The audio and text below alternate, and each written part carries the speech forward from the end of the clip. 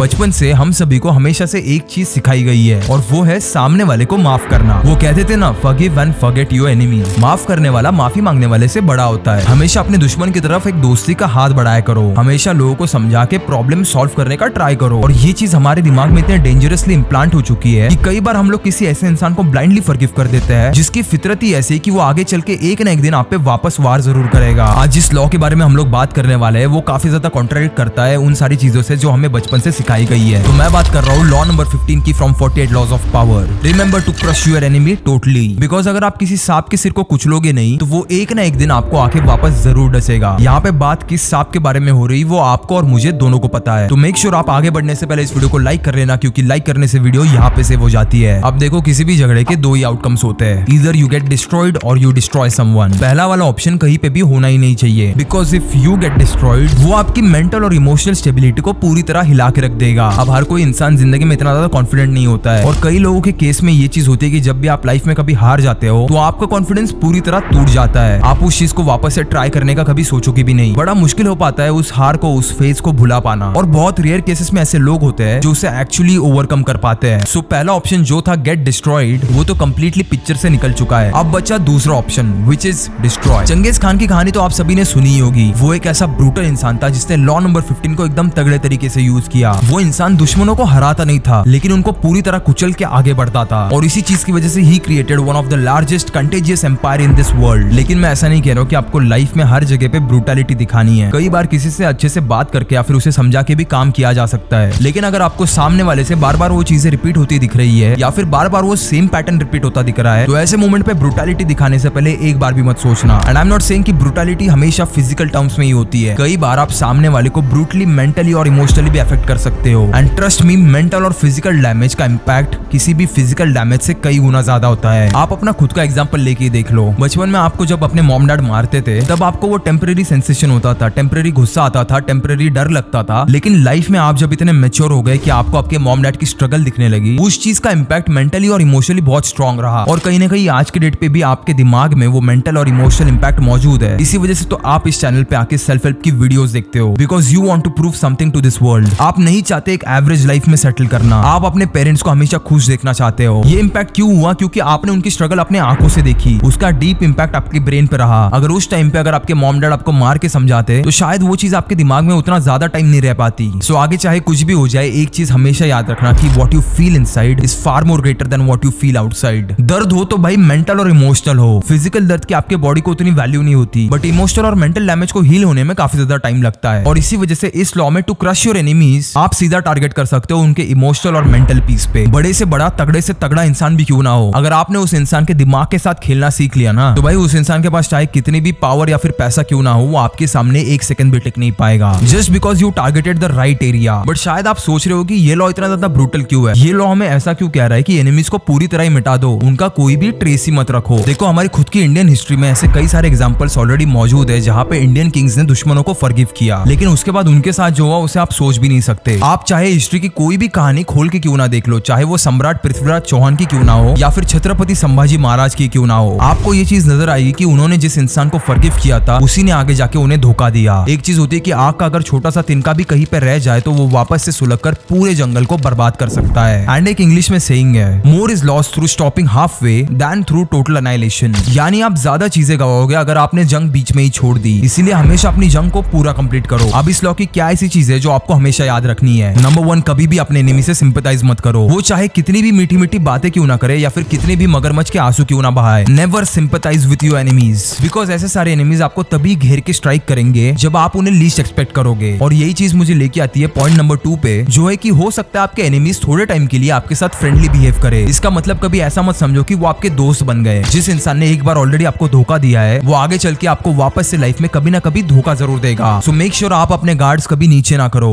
Number 3, time hate factor. Time hate factor से मेरा मतलब है कि अगर सामने वाले के दिल में आपके खिलाफ नफरत है, but in most of the cases वो टाइम के साथ बढ़ती जाएगी। And number 4, never negotiate with your enemies. अब एक चीज को अच्छे से सुनो, अगर आपका एनिमी किसी भी चीज को लेकर आपसे नेगोशिएट कर रहा है तो वो ये चीज अपने दिल से नहीं कर रहा है, वो बस उस सिचुएशन से निकलने के लिए आपसे नेगोशिएट कर रहा है। सो इस चीज को थोड़ा ध्यान से सोचो और अपने दिमाग से काम लो। मेक श्योर कि आप उनकी चिकनी चुपड़ी बातों में कभी फंसो ना, और कभी भी किसी को भी लाइफ में सेकंड चांस देने से पहले 10 बार सोचना, क्योंकि ये चीज लॉन्ग टर्म में आपको मेंटली और इमोशनली बहुत बहुत ज्यादा अफेक्ट कर सकती है और हो सकता है आपके आने वाले कुछ साल इसकी वजह से काफी ज्यादा अफेक्ट हो जाए। शायद आज की डेट में आपको ये समझ ना आ रहा हो कि ये लॉ हमें कहाँ पे यूज करना है, और शायद मैं भी आपको ये चीज अच्छे से समझा नहीं पाऊंगा क्योंकि मैंने वो सारी चीजें एक्सपीरियंस नहीं की अभी तक। लेकिन मैं आपको आज एक चीज पूरे गारंटी के साथ कह रहा हूँ, जब भी मैं अपनी लाइफ में इस लॉ को एक्सपीरियंस करूंगा, आई विल मेक श्योर कि मैं अपने लाइफ का एग्जांपल लेके आपको भी ये समझाऊं कि आप इस लॉ को कहाँ पे यूज कर सकते हो। So I am really very sorry, इस लॉ को यूज कहाँ पे करना है उसका जवाब मेरे पास भी नहीं है, आज नहीं है, लेकिन कल जरूर होगा and I will make a video on it for sure. I hope यहाँ तक आपको ये लॉ कंप्लीटली समझ आया होगा। अगर आपने कभी लॉ नंबर 15 लाइफ में एक्सपीरियंस किया होगा तो प्लीज जाके कमेंट में इसके एक्सपीरियंस जरूर शेयर करना, एंड हम लोग मिलेंगे लॉ नंबर 16 की अगली वीडियो में।